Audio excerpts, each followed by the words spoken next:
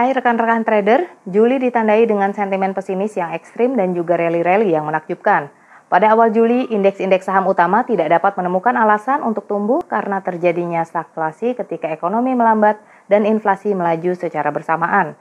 Dengan demikian, indeks-indeks saham mengembangkan pergerakan bearish. Bagaimanapun, laporan yang positif mengenai laba korporat pada kuartal kedua dan prospek kebijakan yang kurang agresif dari Fed Amerika Serikat meningkatkan sentimen pasar dan mendorong rally di Wall Street. Pekan lalu, investor mengetahui bahwa PDB Amerika Serikat turun 0,9% secara sekuensial pada kuartal kedua. Pada waktu yang sama, indeks harga PCE ukuran inflasi yang dipilih Fed naik 4,8% dalam skala tahunan. Meskipun inflasi tinggi dan resesi teknis seharusnya menyebabkan sentimen menghindari resiko secara global, pasar menghidupkan kembali sentimen untuk mengambil resiko. Pertama, hampir 30% trader mengharapkan Federal Reserve mengangkat suku bunga hingga 75 basis poin pada bulan September. 70% sisanya bergantung pada kenaikan suku bunga yang moderat sebesar 50 basis poin. Sementara itu, Wall Street menemukan support dari laporan-laporan optimis oleh perusahaan-perusahaan ternama Amerika mengenai laba per kuartal. Bagaimanapun, sentimen bullish pada bursa saham tampak rapuh. Investor menunggu lebih banyak laporan korporat dari perusahaan-perusahaan ternama Amerika Serikat yang didaftarkan dalam S&P 500. Laporan-laporan ini mungkin mengecewakan trader. Anehnya, data ekonomi yang buruk dari Amerika Serikat dapat memperkuat tren bullish dalam bursa saham Amerika Serikat. Masalahnya adalah perlambatan dalam pertumbuhan ekonomi Amerika Serikat adalah argumen kuat untuk Fed Amerika Serikat melunakkan kebijakan moneternya yang sangat agresif. Dalam konteks ini, investor global mengalihkan fokusnya ke aset-aset beresiko sehingga memberikan tekanan pada dolar Amerika Serikat. Greenback kehilangan kilaunya sebagai aset safe haven dan mata uang negara itu tengah mengalami resesi. Karena dolar Amerika Serikat rentan melawan mata uang utama, imbal hasil Treasury Amerika Serikat bergerak turun.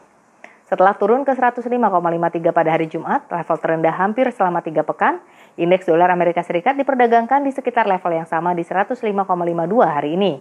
Indeks bersosialisasi dalam kisaran antara 105,55 dan 106,03 dalam perdagangan Asia. Bagaimanapun, para pakar tidak melihat adanya alasan untuk penjualan masif dolar Amerika Serikat, khususnya sebelum Fed Amerika Serikat mensinyalkan revisi pada kebijakannya yang agresif.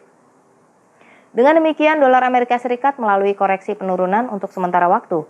Setelah kekhawatiran mengenai resesi global mengemuka, investor akan kembali berlindung dalam dolar Amerika Serikat. Untuk saat ini, penurunan imbal hasil dalam Treasury Amerika Serikat memicu pelemahan greenback terhadap yen. Sementara Fed Amerika Serikat siap melunakkan retorikanya, perbedaan antara kebijakan moneter Fed dan Bank of Japan tidaklah begitu besar. Akibat ancaman resesi di Amerika Serikat, sebagian besar investor memilih yen sebagai mata uang safe haven karena ekonomi Jepang menghindari kegelisahan. Dengan demikian, yen melaju ke level tertinggi 6 pekan dalam beberapa hari terakhir. Pada hari Senin, dolar Amerika Serikat melemah ke 132,35 terhadap yen. Yen menunjukkan kekuatannya terhadap greenback karena imbal hasil Treasury 10 tahun turun ke 2,67%. Selain yen, dolar Australia juga memperoleh pijakan terhadap lawan dari Amerikanya.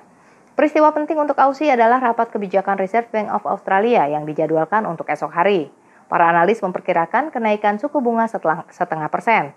Sementara itu, situasi ekonomi membangkitkan kekhawatiran. Laporan CPI yang dirilis hari ini menunjukkan bahwa tingkat inflasi tahunan melaju ke 5,4% dari 4,7% sebulan lalu. Laporan dari Tiongkok, mitra dagang utama Australia, juga menambah pesimisme secara keseluruhan. Aktivitas industri turun pada bulan Juli. Di Australia, indeks lowongan pekerjaan bergerak ke wilayah negatif, indeks turun ke minus 1,1% dari plus 1,4% sebulan lalu. Para ahli berbagi sudut pandang bahwa Bank Sentral Australia belum mampu mengekang inflasi.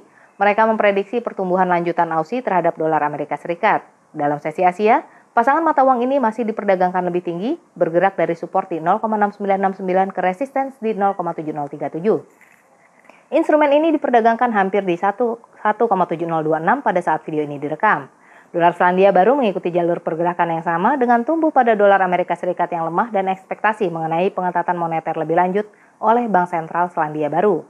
Pekan lalu, kiwi naik lebih dari 0,5%. Mata uang ini menunjukkan kekuatannya dalam perdagangan Asia hari ini.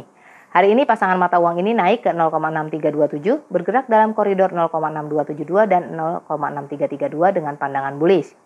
Anda telah menyaksikan rekap dari sesi Asia Pasifik hari Senin. Kalender ekonomi dipenuhi oleh peristiwa-peristiwa makroekonomi.